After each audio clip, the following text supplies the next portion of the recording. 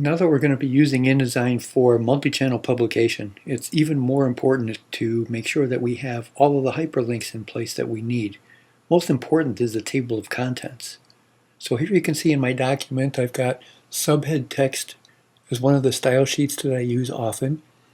The other one is section head.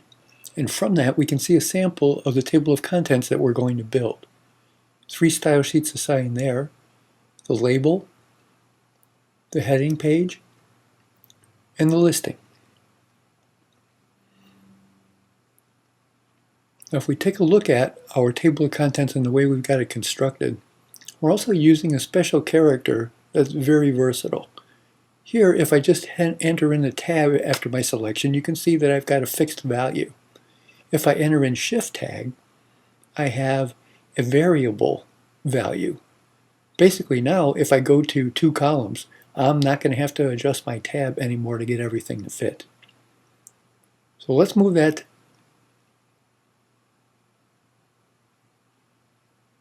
frame out of the way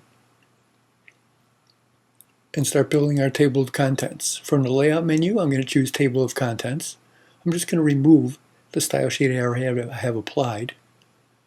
Take a look at our style sheet that we're using in our document, section head. We'll remove that once. We can select 2 style sheets at a time. Section head, subhead tint. I'm going to move it over into the left-hand pane of that dialog. So let's start at the top. The title for my table of contents is going to be table of contents, so I'll type that in. At the right, I can select the style sheet that I want to apply. I have one pre-created that I'm calling table of contents label. Now take a look at the first selection from our document. Notice also, if more options was displayed, you'll need to click on that button to display all of the options you see below. Now I'm going to assign the table of contents style to the style sheet that's in my document. No page number for this first selection. Now subhead tint, which I use often,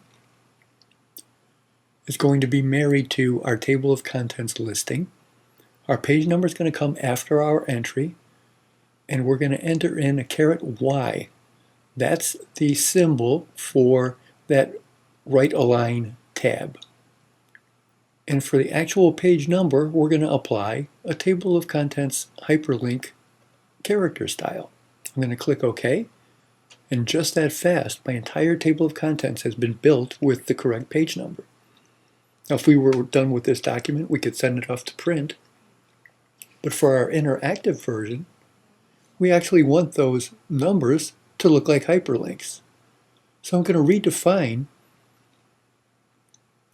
the table of contents hyperlink character style. I'm going to click on my underline options, and I'm going to also change the character color to something more fitting for a hyperlink. And click OK to accept the changes.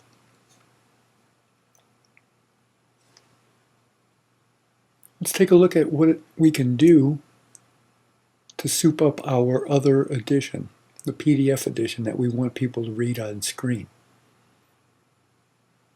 I'm going to go to my Pages panel.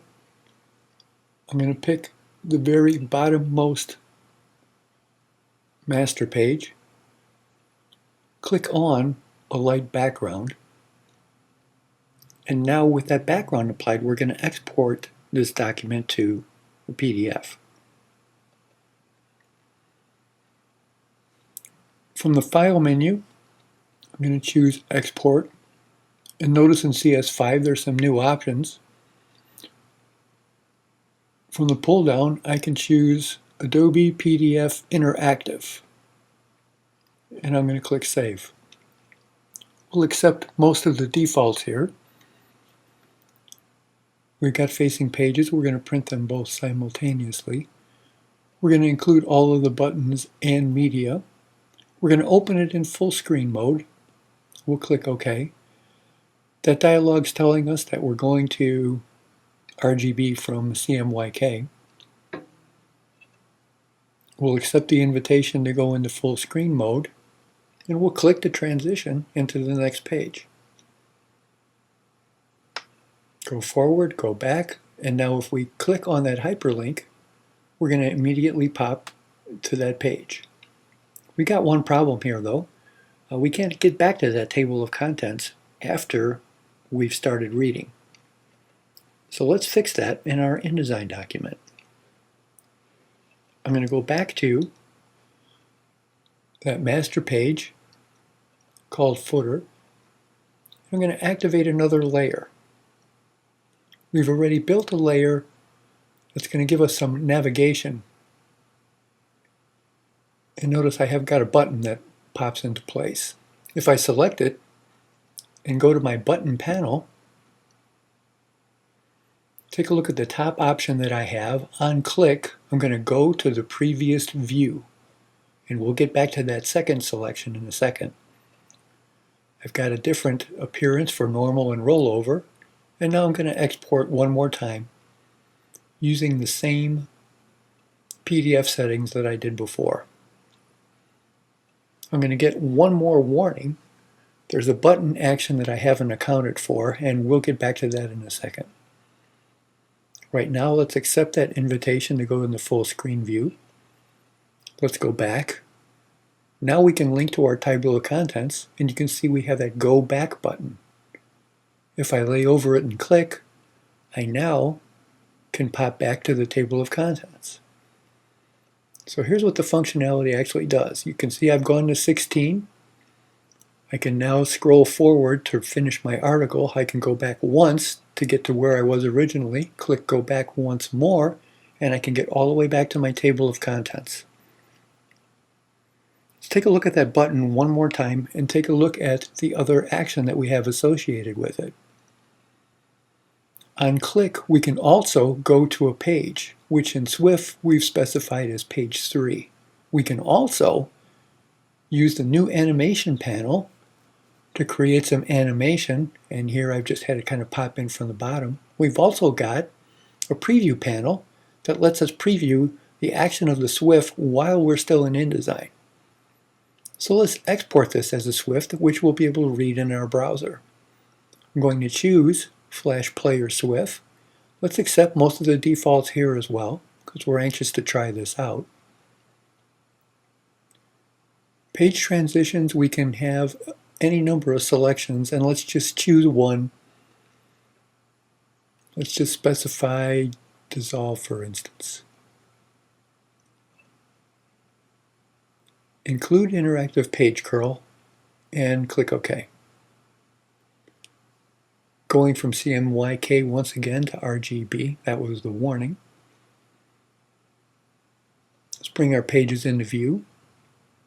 Nothing on our front cover yet, just in test mode. But we can see that our page curl is working, and now we have our table of contents exposed.